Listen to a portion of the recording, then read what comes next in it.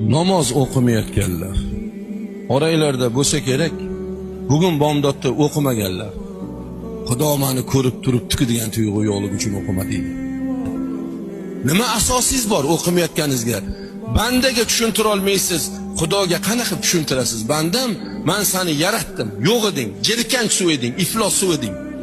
Badaningga, kiyimingga tegsa, to yuvmaguncha xotirjam bo'lmaydigan jirkan suv eding. Men seni shu suvdan yaratdim. Mana buni, yo buni, mana buni sharbatidan yaratganim yo'q. Jirkan suvdan, siydik keladigan yo'ldan yaratib, onangni qornida suv to'ldirilgan qopning ichida tillo kumush bilan sotib olib bo'lmaydigan butun a'zoni men tekinga berdim, yaratdim. Onani qornida 9 oy 9 kun tarbiya qilib rizqingni berdim, to'rmuchchayni soqirib dunyoga keltirdim. Dunyoga kelishing bilan dadang bakalashga ko'tarib, "Ey qo'shni, sigiriz bor edi, bolam tug'ildi, sut bering" deb chiqqani yo'q, kasha qidirib chiqqani yo'q. Onangni ko'ksidan oppoq sutni chiqarib seni nafsingni qondirib qo'ydim. Butun minerallarga ega bo'lgan to'yimlik ovqatni, rizqingni onangni ko'ksidan chiqarib qo'ydim. Onangni senga mehribon qildim, onangni senga qul qildim.